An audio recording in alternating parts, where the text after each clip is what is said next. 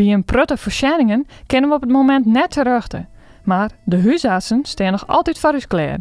Wel wordt er op een andere manier werken. Aan de ene kant is het hier ook de praktijk juist hartstikke rustig. Omdat we de meesten net alle gekomen litten. Om de infectiedruk te minderen. Aan de andere kant houden we er een oorsoort drukte voor we weer omkregen. Dat we protten aan het Belgium binnen. Ik wil op de meeste kant letten binnen van die mogelijk wel richting de corona of de covid. Wat we nou zeggen. Dus het is een hele oren. Ja, het is heel oors werkje worden. Een telefonisch of een beeldcontact is beslist net wat je huisdokter ziek je. Een goed contact is natuurlijk meer dan even een beltje dan. En wat me ik wel een beetje dwars zit, is dat een protte werk naar mijn gevoel toch wel lezen bloed.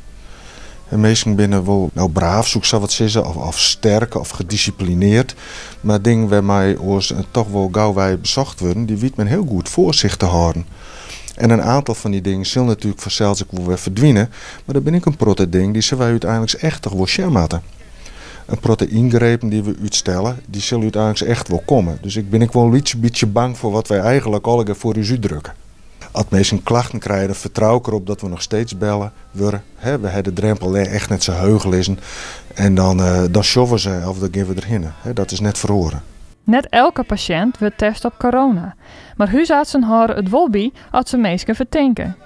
Er kunnen huisartsen vanuit deze week patiënten registreren waarvan ze het vermoeden hebben dat ze corona hebben of hier ontstaan binnen. Wat wij in elk geval doen is dat mensen bellen die koorts hebben en hoestklachten hebben, die komen bij ons inderdaad op een listje.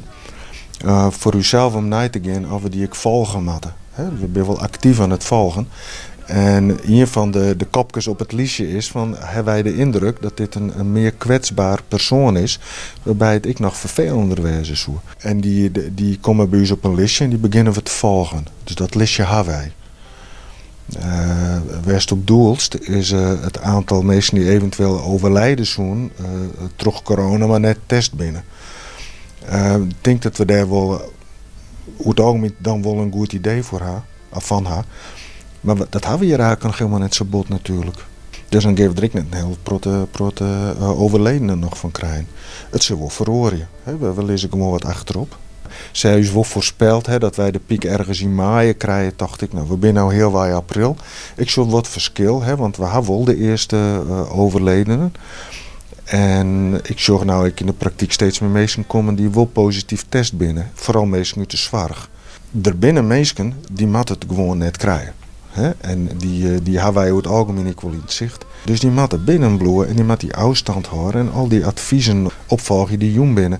En het geldt voor de rest van de mensen natuurlijk ook. Want als een ziekte zich te snel verspreidt, is het voor deze mensen hartstikke moeilijk om het buiten erdoor te houden.